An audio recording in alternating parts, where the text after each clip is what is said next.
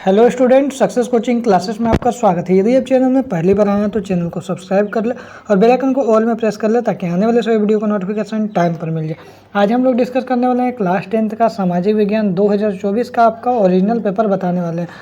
देखिए 2024 में परीक्षा में पूछे गए प्रश्न उत्तर में हम आज आपको ऑब्जेक्टिव बताने वाले हैं जो आपका 12 फरवरी 2024 का एग्जाम हुआ था।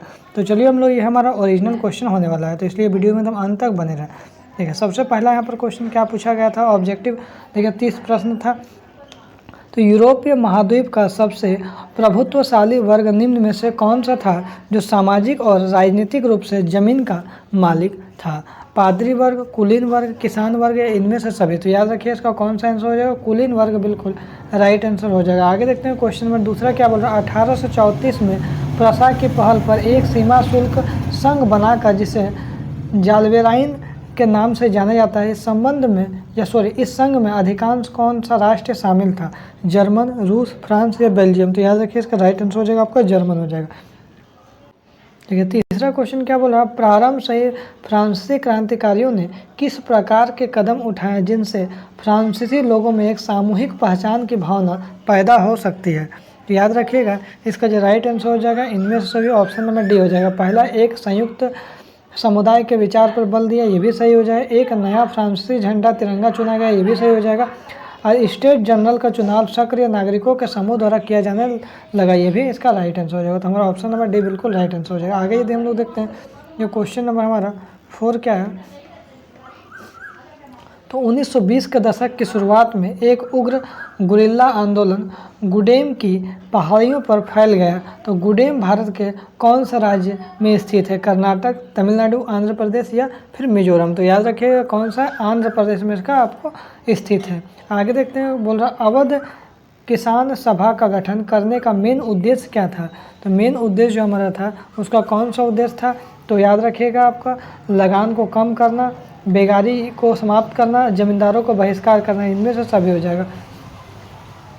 आगे देखते हैं क्वेश्चन नंबर 6 क्या बोल रहा है। भारत से अफीम का निर्यात कहाँ किया जाता है? पुर्तगाल, चीन, अमेरिका या फिर यूरोप? तो याद रखिए इसका राइट आंसर हो जाएगा हमारा चीन आंसर हो जाएगा। आगे यदि हम लोग देखते हैं बोल रहा है ब्रेटन वुड्स सम्मेलन में अंतर्राष्ट्रीय मुद्रा कोष की स्थापना किन उद्देश्यों को पूरा करने के लिए किया गया था? तो याद रखिएगा इसका राइट आंसर हो जाएगा आपका वैश्विक मौद्रिक सहयोग को बढ़ावा देने के लिए, उच्च रोजगार और सतत आर्थिक विकास को बढ़ावा के लिए, वित्त स्थिति को सुधारने के लिए। तो इसका राइट आंसर हो जाएगा इनमें से सभी हो जाएगा। आगे यदि देखते हैं मशीन उद्योगों के युग में पहले अंतर्राष्ट्रीय कपड़ा बाजार में किस देश के रेशमी और सूती उत्पादों का दबदबा रहता था? जर्मनी देश, जापान देश, भारत देश या फिर रूस देश? तो याद रखिए इसका राइट आंसर हो जाएगा हमारा भारत देश। आगे यदि हम लोग देखते हैं क्वेश्चन नंबर आपका 9 क्या बोल रहा है। जो गुटेनबर्ग द्वारा मुद्रित पहली पुस्तक कौन सी थी? तो याद रखिएगा आपका राइट आंसर हो जाएगा बाइबल हो जाएगा। ठीक है, बाइबल। आगे देखते हैं क्वेश्चन नंबर 10 क्या बोल रहा है। भारत में सबसे पहले प्रिंटिंग प्रेस की स्थापना किसके द्वारा की गई थी? पुर्तगाली मिशनरी, अरबी व्यापारी, भारतीय सुधारक या ईस्ट इंडिया कंपनी के अधिकारी? तो याद रखिए इसका राइट आंसर हो जाएगा आपका पुर्तगाली मिशनरी के द्वारा शुरुआत किया गया था। आगे यदि हम लोग देखते हैं निम्न में से कौन सा दो ज्वलनशील गैस हाइड्रोजन और ऑक्सीजन का यौगिक है तथा वह ऊर्जा का मुख्य स्रोत बन सकता है? कोयला, पेट्रोलियम, जल, इनमें से कोई नहीं। तो याद रखिए इसका जो राइट आंसर हो जाएगा हमारा ऑप्शन नंबर सी हो जाएगा, जल हो जाएगा।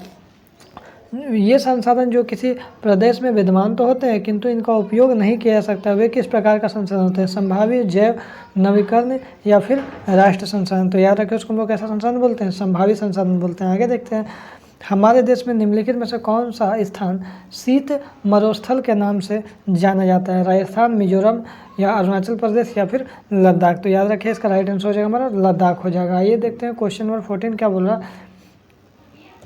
बांधवगढ़ राष्ट्रीय उद्यान भारत के किस राज्य में स्थित है? याद रखिएगा पश्चिम बंगाल, मध्य प्रदेश, राजस्थान या उत्तराखंड? तो याद रखिए इसका जो राइट आंसर हो जाएगा हमारा ऑप्शन नंबर बी हो जाएगा आपका मध्य प्रदेश हो जाएगा। आगे देखते हैं क्वेश्चन नंबर 15 क्या बोल रहा है। निम्न में से किनका मानना था कि बहुउद्देशीय परियोजनाओं के चलते भारत के कृषि और ग्रामीण अर्थव्यवस्था, औद्योगिक और नगरीय अर्थव्यवस्था समन्वित रूप से विकास करेगी? किसका कहना था? जवाहरलाल नेहरू, महात्मा गांधी, डॉक्टर राजेंद्र प्रसाद या इंदिरा गांधी? तो याद रखिए इसका राइट आंसर हो जाएगा पंडित जवाहरलाल नेहरू का कहना था। आगे यदि हम लोग देखते हैं क्वेश्चन नंबर 16 क्या बोल रहा है। तो क्वेश्चन नंबर 16 क्या बोल रहा है। जल का महत्व संसाधन के रूप में समझते हुए राष्ट्रीय जल संसाधन के द्वारा प्रथम राष्ट्रीय जल नीति किस वर्ष बनाए गए? 1987, 2002, 2012 या 2019? तो याद रखिएगा 1987 में बनाया गया। भारत के किस प्रकार के कॉफ़ी पैदा की जाती है जो अपनी गुणवत्ता के लिए विश्व विख्यात है?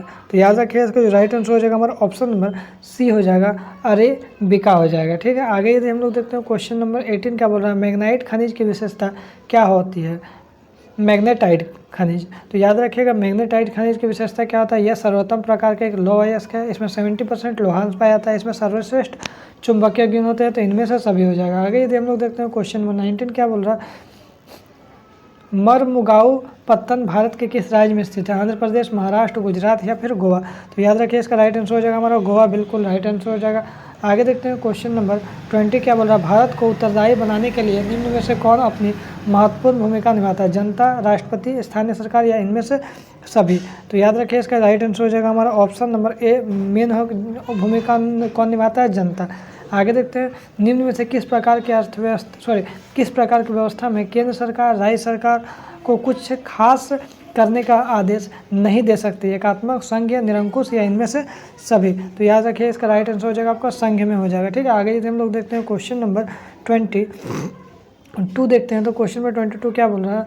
जो अमेरिकी समाज की आंतरिक समस्या के मामलों को अंतर्राष्ट्रीय मंच पर किसने उठाया था? तो याद रखिए टॉमी स्मिथ और जॉन कार्लोस ने उठाया था। आगे देखते हैं क्वेश्चन नंबर 23 क्या बोल रहा है? 1998 में ब्रिटेन की सरकार और नेशनलिस्टों के बीच किस प्रकार का समझौता हुआ जिसमें दोनों पक्षों के हिंसक आंदोलन बंद करने की बात की गई थी? तो याद रखिए इसका राइट आंसर हो जाएगा आपका शांति समझौता किया गया था। आगे देखते हैं क्वेश्चन नंबर 24 क्या बोल रहा है? विश्व में किस प्रकार की विभिन्नता आज भी व्यापक हो चली है? राजनीतिक, धार्मिक, जातीय, इनमें से सभी? तो याद रखिएगा धार्मिक भी है, जातीय भी है और राजनीतिक भी, तो इनमें से सभी हो जाएगा। कांसी राम के नेतृत्व में 1984 में किस पार्टी का गठन हुआ जो आज एक अंतर्राष्ट्रीय पार्टी के रूप में जाने जाते हैं? भारतीय जनता पार्टी, भारतीय communist party, Bahujan Samaj party या फिर राष्ट्रवादी कांग्रेस पार्टी? तो याद रखिए इसका राइट आंसर हो जाएगा बहुजन समाज पार्टी हो जाएगा। आगे यदि देखते हैं क्वेश्चन नंबर 26 क्या बोल रहा है? किसी विशेष वर्ष में उत्पादित किस प्रकार की वस्तुओं को कुल राष्ट्रीय उत्पाद की संज्ञा दी जाती है? तो याद रखिएगा इसका जो राइट आंसर हो जाएगा हमारा ऑप्शन नंबर डी हो जाएगा, इनमें से सभी। पहला आपको जोड़ा जाएगा सभी वस्तुओं और सेवाओं को, सभी अंतिम वस्तुओं और सेवाओं को, सभी मध्यवर्ती वस्तुओं, सभी को इंक्लूड किया जाता है। आगे यदि हम लोग देखते हैं क्वेश्चन नंबर हमारा 27 देखिए क्या है? तो मुद्रा का प्राथमिक कार्य क्या है? तो मुद्रा का जो हमारा प्राथमिक कार्य मूल्य का हस्तांतरण, विलंबित भुगतान का मान, मूल्य का संचय या विनिमय का माध्यम? तो याद रखिए इसका जो राइट आंसर हो जाएगा हमारा ऑप्शन नंबर हो जाएगा आपका डी हो जाएगा, बिल्कुल राइट आंसर विनिमय का माध्यम हो जाएगा। आगे यदि हम लोग देखते हैं क्वेश्चन नंबर 28 क्या बोल रहा है? सरकार द्वारा अवरोधों अथवा प्रतिबंधों को हटाने की प्रक्रिया होता है उसको किस नाम से जानते हैं? निजीवाद, उदारीकरण, विदेशी निवेश या व्यापार समर्थन? तो याद रखिए उसको हम लोग क्या बोलते हैं? उदारीकरण बोलते हैं। आगे देखते हैं क्वेश्चन नंबर 29 क्या बोल रहा है? जो भारत के सकल घरेलू उत्पाद का एक बड़ा भाग कौन सा क्षेत्र प्रदान करता है? उत्पादन, निर्माण, बिजली और गैस, सेवा क्षेत्र, कृषि और संबंध क्षेत्र और रक्षा और लोक प्रशासन? तो याद रखिए इसका राइट आंसर हो जाएगा आपका सेवा क्षेत्र सबसे ज़्यादा योगदान देता है। आगे देखते हैं क्वेश्चन में 30 क्या बोल रहा है? तो क्वेश्चन में 30 बोल रहा है भारत का राष्ट्रीय उपभोक्ता दिवस कब मनाया जाता है? 26 दिसंबर, 24 दिसंबर, 24 दिसंबर, 18 दिसंबर या 30 दिसंबर? तो याद रखिए इसका राइट आंसर हो जाएगा हमारा 24 दिसंबर, बिल्कुल राइट आंसर हो जाएगा। तो यदि आपको वीडियो अच्छा लगे तो लाइक, शेयर और सब्सक्राइब जरूर करें। फिर मिलते हैं हम लोग नेक्स्ट वीडियो में। Thank you so much.